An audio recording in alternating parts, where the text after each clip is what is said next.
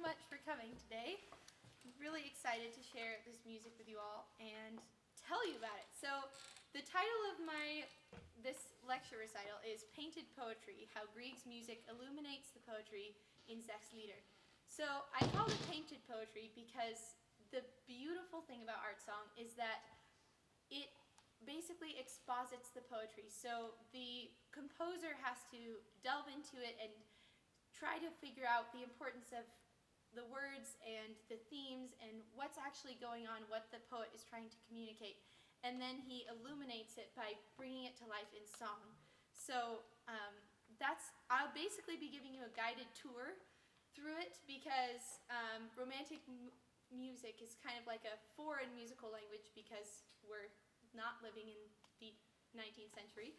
And also, you can't get everything in one listening to music as detailed and beautiful as this. So I'll be going through and kind of describing what makes it so cool, how the poetry and the music work together. And yeah, so that's kind of the main thing of what's going to be going on. So tonight we'll be looking at Sechs, like I said, which is a set of art songs by Edvard Grieg, who is a Norwegian romantic composer who wrote things like In the Hall of the Mountain King from Peer Gynt or Wedding Day at Trollhaugen, famous piano piece, often played at weddings by classically educated people. And he wrote much more, and one of the things he wrote, actually many of, is art songs, but they're not very well known, partially because many of them are in Norwegian, which not many people just think, let me sing a Norwegian song. It's usually German songs. And these are written mostly in the German style of art song. And he used German poetry for this specific set. His wife, Nina, was a singer. She wasn't classically trained, but she had a very natural way of singing that everyone just kind of loved when they heard her. So he wrote his songs inspired by her voice in many ways, and they would tour around Europe and perform these songs. He would accompany her, and she was kind of like his muse, I guess, in the world of art song. One person wrote this about her voice: "She sang as a bird sings, as if that which she sang was born in the present, at that moment on her lips. It was her soul's innermost feeling which he produced." Her voice just had a natural charm that everyone recognized who wrote about it, at least, and this is the voice that inspired these songs. So the first song in the set is called Grüß, which just means greeting, so very fitting opening. The text was written by a German poet, Heine. Grieg writes the music in simple A-B form, and the song is done before you know it, like a good morning from someone on the sidewalk. It's a joyful little introduction. The tempo is brisk, and the rhythms are sprightly. The piece starts in E major, but the tonality ventures as far and wide as bells in a mountain town, moving through 3 different keys in the A section alone, which is 1 page, so he's really moving through the keys. The speaker in this poem doesn't burn with passion. He's just filled with gaiety, filled with the song of spring. And a quick note about terminology.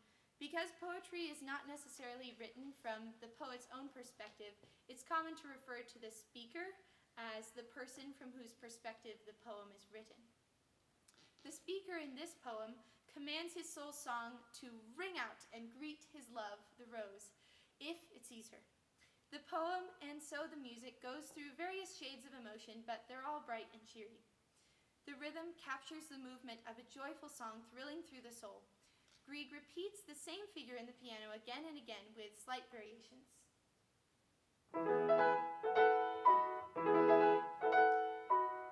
It winds up and then sends out the high note. The figure also leaves space at the end of the phrases, letting the sound ring out like the bells in the speaker's soul.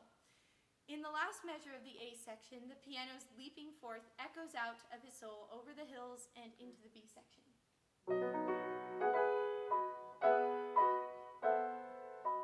So it's got that little echo effect, like bells ringing out or something going through the hills, the sound going through the hills. The echoes turn to suspense as the sound approaches the house where the roses are blooming. The key turns to the parallel minor, and the piano begins a syncopated figure.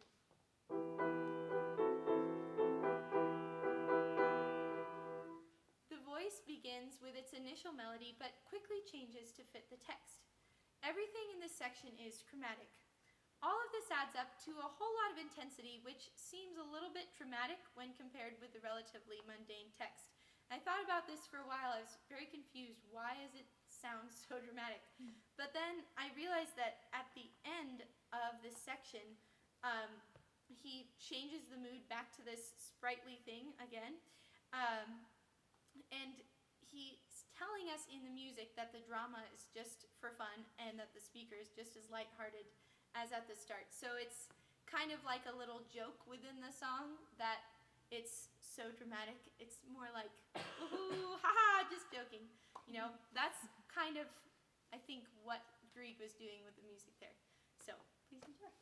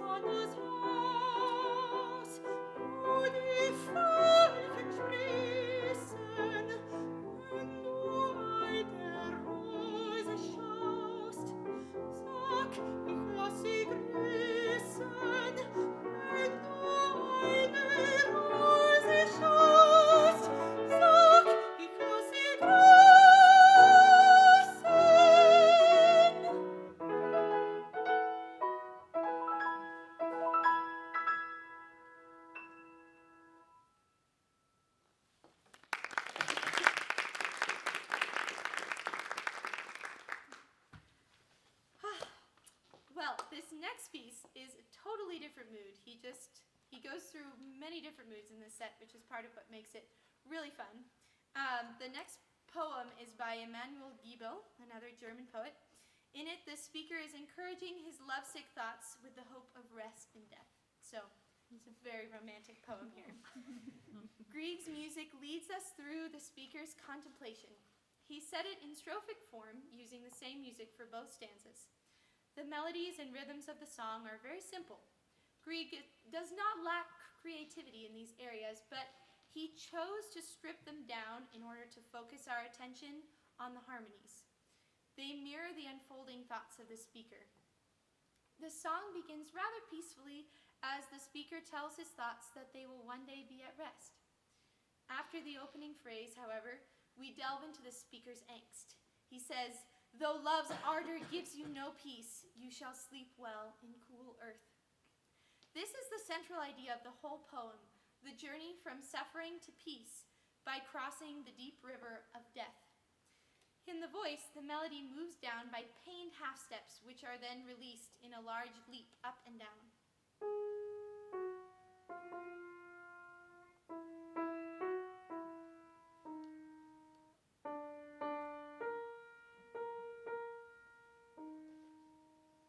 So he really releases the tension when it says in kühler Erden, which is in cool earth, and then says you will sleep well, you will find rest. Grieg matches the musical importance with the textual importance by putting the harmonic meat of the stanza right here. And again, the harmonies are really central to this piece. He didn't give us complicated rhythms, he didn't give us very complicated melody. It's really just about harmonies, which I think are kind of the more contemplative part of music. They require a lot more to even notice that they're happening. We usually notice the things like the beat and the rhythm, but I think it's really cool that he used the harmonies as the main thing. He uses a circle of fifths sequence here in this important part of the text, which is a satisfying harmonic progression which dates back to the Baroque era. He modernizes it, though, by including diminished chords, masterfully disguising the familiar progression while keeping it intact.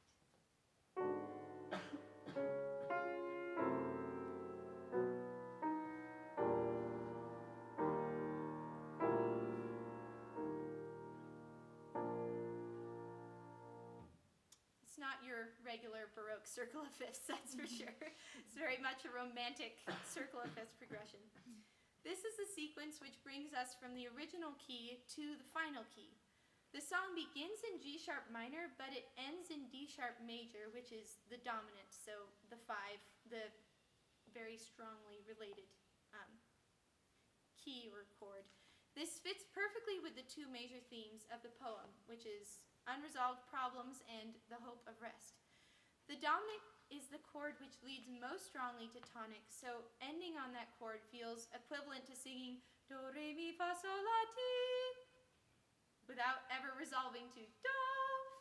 However, by the end of the piece, we are not in G sharp minor anymore, we are in D sharp major. So it does sound like tonic to us, even though it is the dominant. Although the final chord pictures the unresolved tension in reference to the initial G sharp minor, and so the unresolved tension of the speaker who is not at peace yet, is still feeling this angst, it also sounds like the rest which the speaker is looking forward to. The second stanza maps onto the same music, but because it's shorter than the first, Grieg actually repeats the first 2 lines of the poetry, which isn't done in the original poem. The first time through the text, the music focuses on the speaker's sorrow, so it's kind of interesting. You get 2 ideas with the same line, kind of how it's so sorrowful that he's saying, what you in life have not found. That's the one text that he uses twice.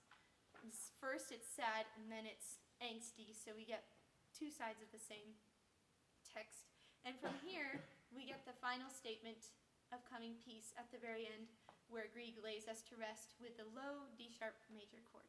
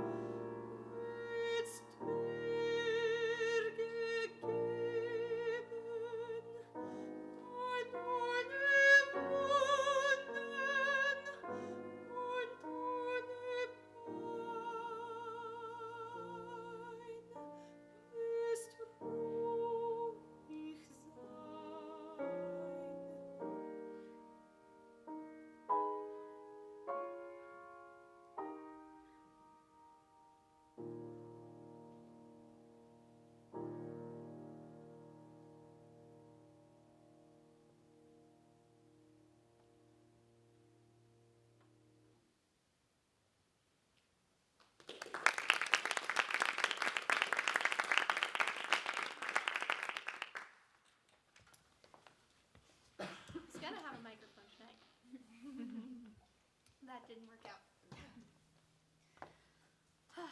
This next piece has, again, an entirely different mood from the piece before. It's, again, lighthearted. It's a reflection on flirtation and young love. As As you can see by the text, it's a very cheeky poem with some questionable morals. Very brief note about dealing with lyrics like this. First of all, in almost any set of romantic art song, you will run into this kind of thing, where God's design for man and woman to be together under the marriage covenant is being disregarded, and romantic pleasures are not held sacred as they should be. And I looked through many sets of art song, trying to find one with as little of this as possible, because I knew I'd be talking about it in front of people. Usually you can just sing it and no one knows what you're saying. But if we could enjoy literary arts and delve into them and see the beauty in them and just see their worth, like we read Apuleius in Virgil, right? We see the worth of those works, and we see the worth of many works that include things that are morally wrong. I think we can certainly enjoy things like art song as well, and enjoy the good and just reject the bad, which we just know is false, and so we can move on in peace. The lovers also know that what they're doing is a little bit naughty, so the entire song sounds like telling a secret. On top of this, the lovers do not even tell each other very much. They do not plan their rendezvous, they do not ask if they may kiss each other, and they do not even say, "I love you." There's a kind of magic in unspoken understanding, like the moment when Uncle Bill is talking at the dinner table, and you look at your sibling, but you both know what the other one's thinking. So these lovers have that kind of unspoken understanding, and the whole song is just like a mirthful little wink. It's really basically a joke. There are 3 stanzas of poetry with a thematic ABA structure. So the first and last stanza are distant, telling about events surrounding their rendezvous or giving metaphors for their love. So the music of the 2 A sections, the sandwiching ABA sections, are just telling the story in a simple melody. The second stanza, however, gets into the details, and so the music shifts as well, painting the words with the changes in melody. The A section begins with an open 5th ostinato, which just trots along with a spring in its step. This is classic Grieg. He loves folksy open 5ths. Every element of this music is jaunty. The melody hops around, lining out the chords.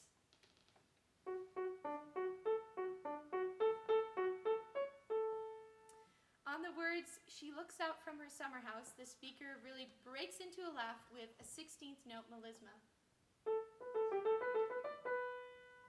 And then he goes back to being more restrained with the hopping 8th notes again. On the last phrase of the first stanza, we land on the minor 2 chord rather than the 1, so we know we're not done yet. Suddenly the ostinato drops out, and all we get are plain block chords in the right hand, 1 per measure.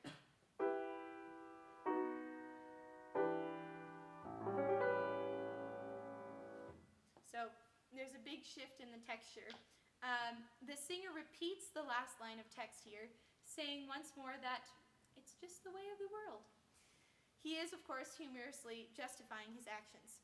The plain chords and the ritardando give the music an air of mock seriousness that quickly breaks when the singer adds a laughing little ornament on the high E, which you will hear when I sing it. In the stanza of the next text, we get into some more details about the lovers' romance, and the music turns to the relative minor key. This simple shift adds a touch of intrigue to the sound, matching the secret nature of the rendezvous. The piano and vocal music begins exactly like the A section, other than some different harmonies. Grieg brings the change on the word langa, or long, matching the music to the word and adding some rhythmic interest. So he doesn't just repeat the same music 3 times. He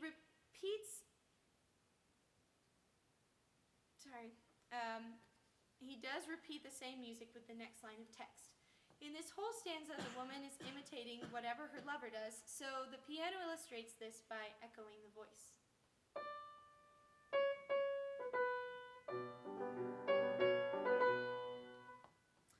When the speaker starts actually describing the kissing, the music drops to pianissimo, we begin the harmonic transition back to D major, and Grieg introduces flats for the first time in the whole piece. Flats soften music, and here that softening is imitating the speaker's rapture. He then shifts back and forth between this rapturous Neapolitan 6 and a 5/7 chord. It's very, sounds odd, but it's exciting. The chromatic rise and fall of the musical line imitates a new lover's surging emotion that tingles with excitement. After an exultant high E on the word gut, or good, the piano finally releases the tension of the 5/7 chord and gets us back to tonic. Now the music from the A section returns, and the speaker finishes up with a metaphor for flirtation. We are left with the recognition that although the lovers love each other, neither of them says so.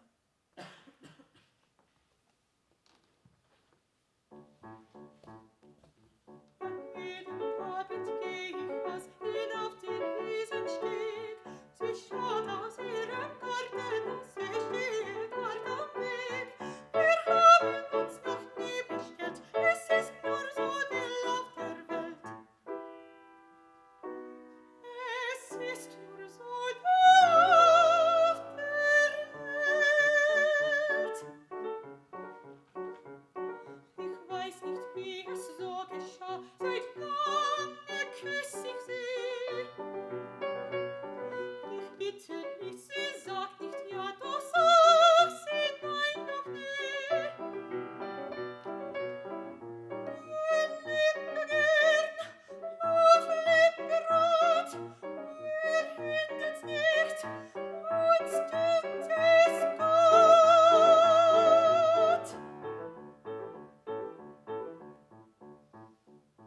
Das Lüfchen mit der Rose spielt, es fragt nicht, hast mich lieb. Das Röschen sich am Blaue geht, es sehe lange blieb. Ich liebe sie, sie liebet mich, doch keines sagt, ich liebe dich. Doch keines sagt, ich liebe dich.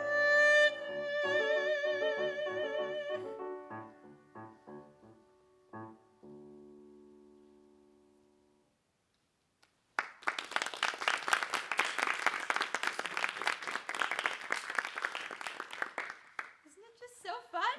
I just love that one. Oh. This next one is again wonderful. This poem comes from apparently the great German poet of the Middle Ages, which was news to me, but the great poet of the Middle Ages was Walter von der Vogelweide. Sorry. Sandra Jarrett explains that this poem is a Mädchenlied, or a maiden song. It's a song about the love of a courtier for a common lady. When someone translated it into the 19th century German, he cut out one stanza and he sanitized the others. Very slightly. Just slightly less spicy. Once again, the speaker narrates a secret romance, but this time we hear the story from the woman's perspective. Lauf der Welt has a humorous character, but this piece is very sincere. Of course, if these two lovers are not married, they should not be doing these things at all, but regardless, at least the consummation of their love is private, and that is as it should be. Since the subject matter is no more suggestive than the Song of Solomon, it can definitely be handled with maturity. Like I said before, their love is private, and Grieg communicates that with the music. The song is hushed throughout. At the very start, he makes a note for the singer to always sing mezzo voce, or half voice, which I will say I'm not very good at, but I can try. The only two dynamics throughout the piece are piano and pianissimo. Grieg gave this song elements of folk music which match very nicely with the time period and the subject matter of the poetry. Jarrett suggests that Grieg switches between 4/4 and 3/4 time as a nod to the non-metered music of the Middle Ages when the poetry was written.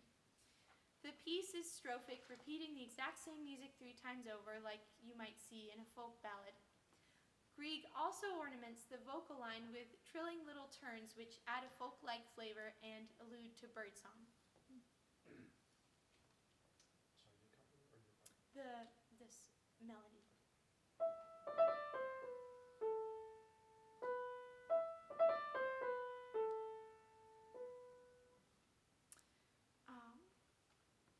The vocal line moves almost solely by step and has a range of less than an octave, so very small for art song. Since the poem is about a courtier's love for a common woman, it makes sense that her joy would pour forth like a folk song because she's from the lower class. The piano part doubles the melody and looks like it was written for SATV voices. The range of each part fits and the lines are singable.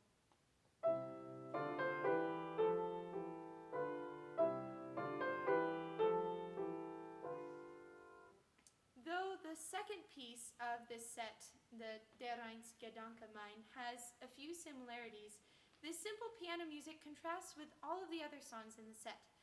In those songs, the piano part has quickly moving figures or arpeggios, hopping fifths, or slowly plodding chords that span a lot of the keyboard. But because singing is the most natural, down-to-earth form of making music, singable piano music like this also leans into the folk-like simplicity of the piece. Although Grieg's melody and rhythms are simple, he uses harmonies similar to those of Debussy. Harmonies which provide color more often than tension and resolution. He introduces the piece with not just your regular tonic chord like you might think, but he starts it with a 13th chord. So might as well be jazz. It's very strange, very unusual. He also uses many sequences of parallel thirds or six, which, as those of you who've just done counterpoint on your finals know, they're lovely, but you shouldn't use too many. He doesn't really listen to that, and this is what he does in the 4/4 section.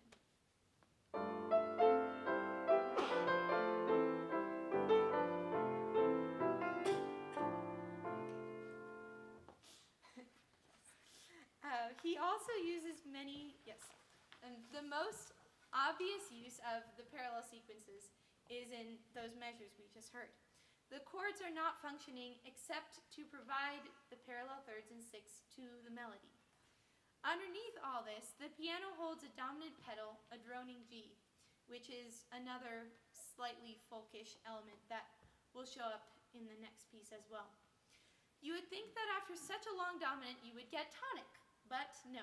Grieg elongates the cadence to include the nightingale's refrain, tan-da-da-dai.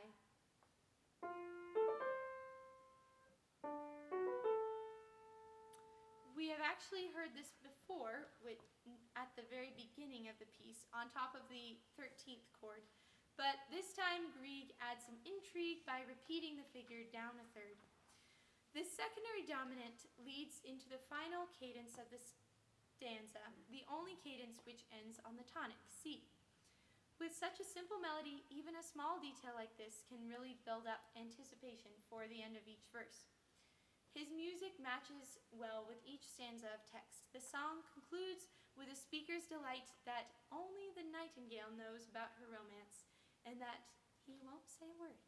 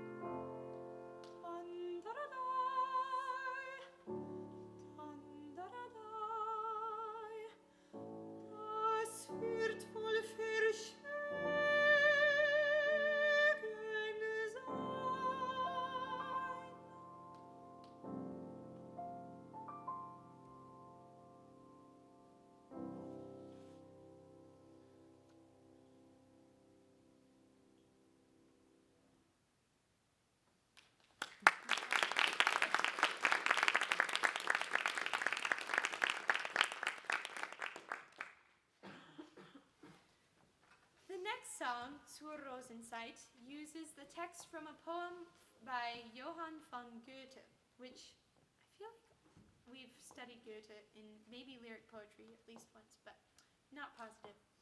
In the poem, the speaker laments over unrequited love. Grieg paints the nuances of the emotion with his music. Each stanza describes a different stage of the woman's love using the metaphor of a rose. The poem and the music have an ABCA structure. Stanza A laments the rose's withering, stanza B remembers the rose's sweet beginnings, and stanza C recalls the prime of life, giving every blossom and every fruit to her lover. The range of the A section spans more than an octave, and Grieg's melody rises and falls like a wailing voice. The large leaps in the melody emphasize the contrast between the heights of the speaker's love and the depths of hopelessness to which she has sunk. When the voice says, "You wither," the vocal line rises up and then withers into a diminished fourth.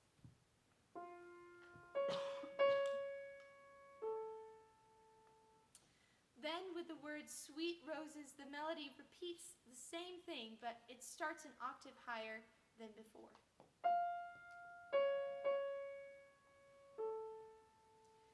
The high F brings out the sweetness in "sweet roses" and also makes the fall to the diminished fourth even more devastating.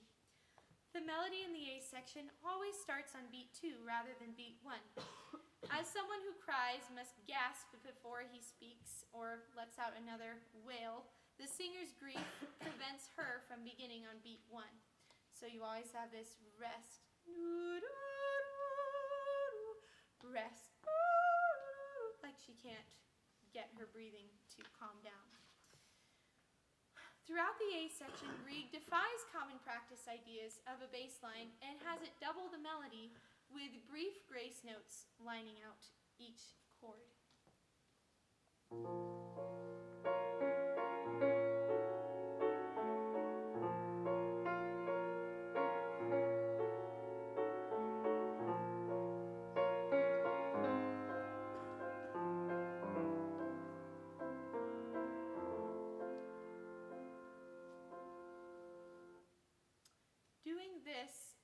Doing this, Grieg takes away the solid foundation of a contrapuntal bass line, leaving the voice and piano to line out a lament around the constant syncopation in the pianist's right hand.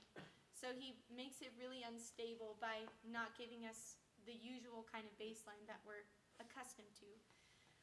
The syncopation continues throughout the entire piece like a throbbing heartbeat. Just the syncopation.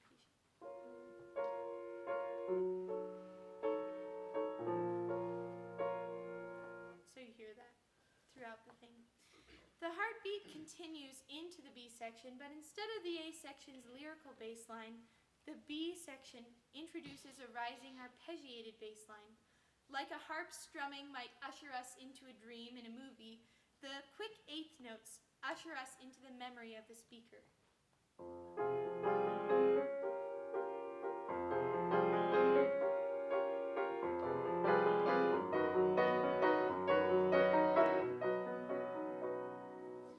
She moves us away from the present and recalls the early days of loving her angel. And she remembers her excitement to tend her roses, her love.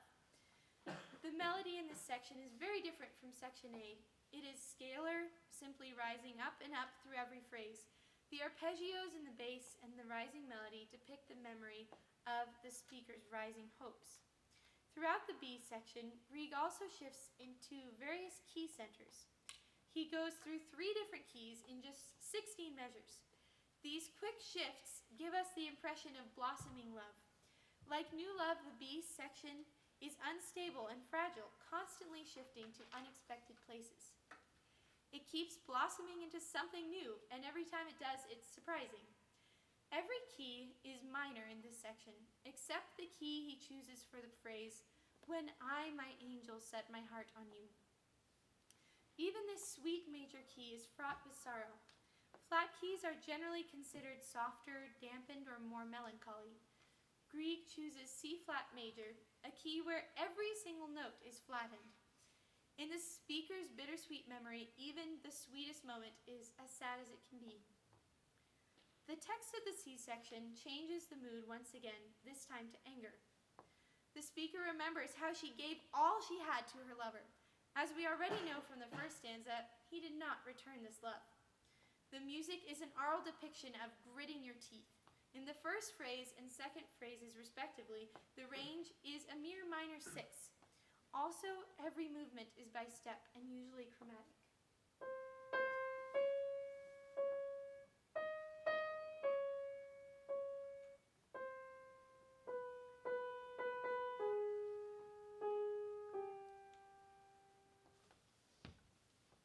The bass line once again gives angst and instability to the sound by following this melody, this time in octaves.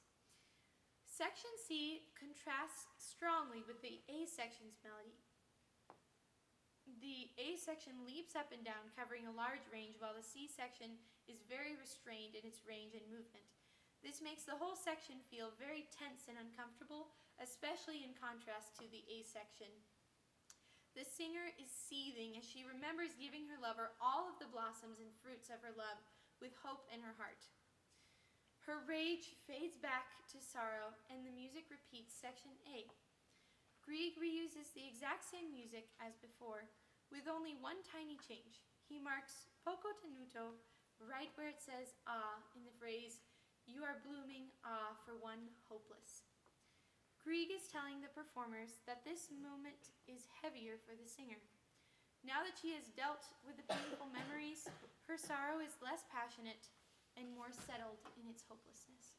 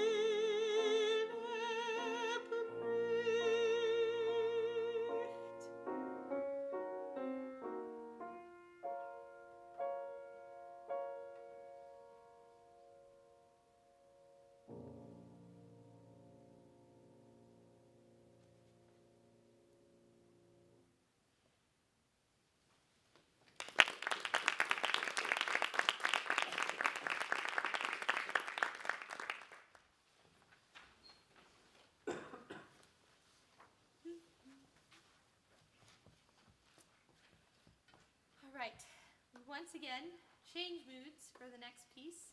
This next piece is written to a text by Bodenstedt. The speaker tells us about the kind of love he's dreamed of and about this dream coming true. The piece moves from tranquility to ecstasy. The constant triplets in the piano give the piece coherence and follow its emotional trajectory. They begin in arpeggios and end as pulsing chords. The arpeggios give the beginning a dreamy mood.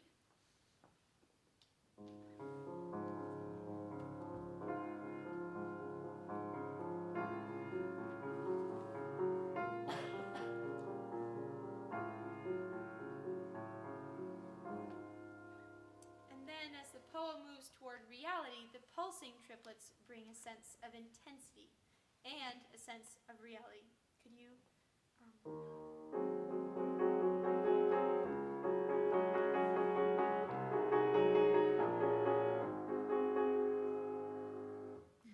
So the difference between just this simple triplet figure throughout just really highlights the things that are going on in the poem. The text of the first two stanzas makes up the musical A section. This text could only be more pastoral if you threw some sheep in the mix. We don't have any sheep, but we do have long pedal tones, compound meter with added triplets, an andante tempo marking, and piano and dolce markings. Grieg is using common elements of pastoral music to match these very pastoral poetic stanzas. One example of pastoral style that you all might be familiar with is the aria from Handel's Messiah. He shall feed his flock like a shepherd. Or many of the pieces from last year's Christmas concert, which was all shepherd themed. Grieg adds a little flourish in the piano like a line from a flute echoing a bird call in the woodland glade. Yet another very pastoral little touch. The voice's duple eighth notes against the piano's triplets give the music a kind of earnest intensity that keeps the beginning from being too peaceful and also gives extra excitement to the end. In the first two phrases of the A section, the voice is like the piano with an undulating lower line and a consistent F that floats above over and over.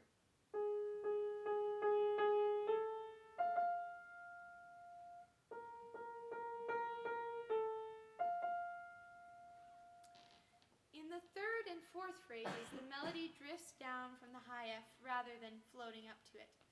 This initial melody is just the first instance of Grieg playing with high and low throughout the poem, riffing on the idea of dreams up in the sky and reality down on earth.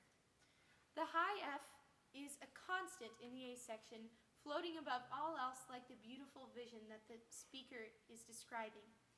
The F is the mi in this key, which is the sweet major third and conveys the joy of the vision. The piano reinforces the F, repeating it underneath the voice again and again.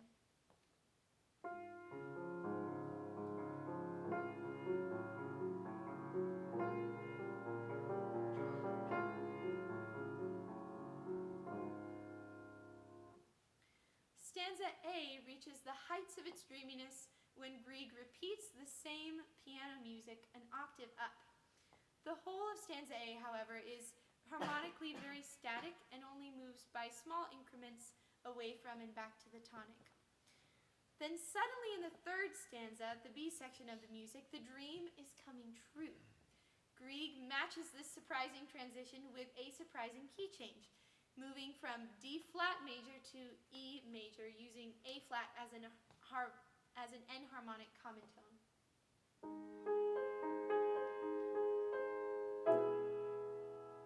Just plops us right down in the different keys. Very fun. From E major, we immediately move into a descending harmonic sequence as the poem comes down to earth, down to reality. The peaceful pastoral arpeggiated triplets remain in the piano, and some timka rhythms emphasize the words reality and springtime, providing some vivacity within the calm. In the fourth stanza, the C section, the excitement rises as he says not just that his dream happened in reality, but he describes exactly what happened. Now the melodic line follows a rising sequence using leaps all over the place until it eventually hits the peak note of the entire set, not just the song, but the set, which is a high A flat. The syncopated rhythms, leaping melody, and pulsated triplets contrast intensely with the B section and bring out the rising emotion of the speaker. A two-measure bridge repeats the word nevermore, nimmermehr, and gets us harmonically prepared for the final section. The piano stays on an A-flat pedal throughout almost this last section, which functions as an extremely elongated cadential 6/4, one of the most harmonically satisfying resolutions in Western music.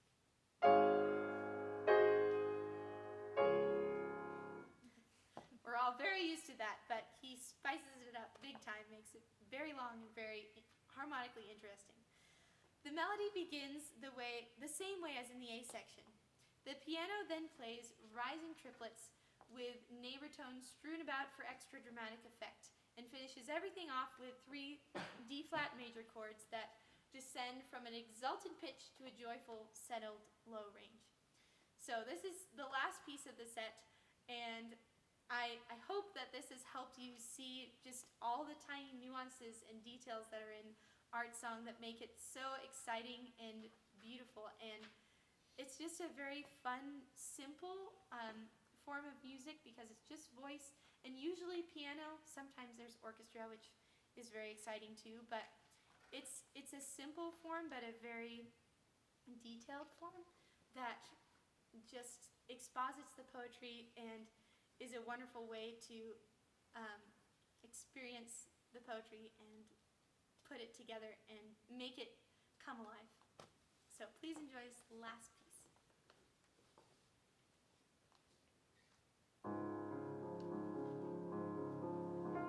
Mir träumte einst ein schöner Traum.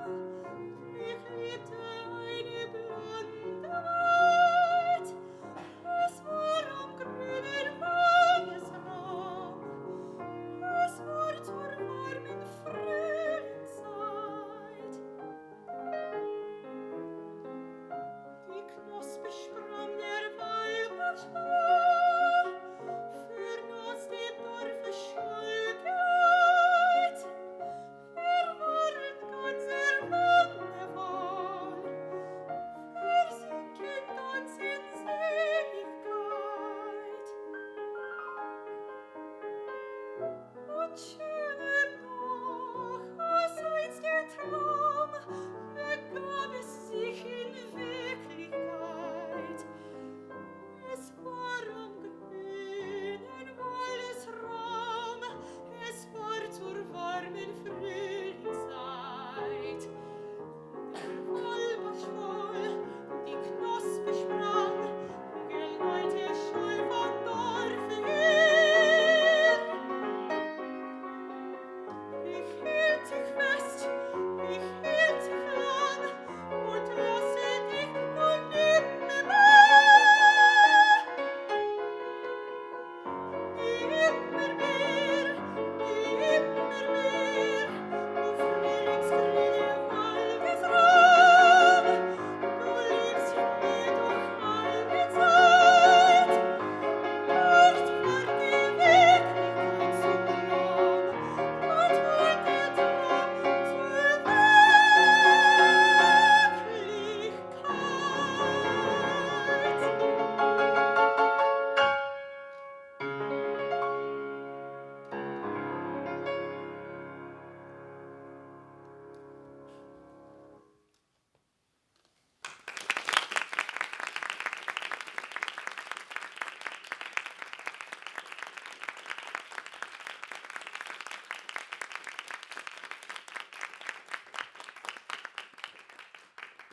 Well, thank you all so much for coming.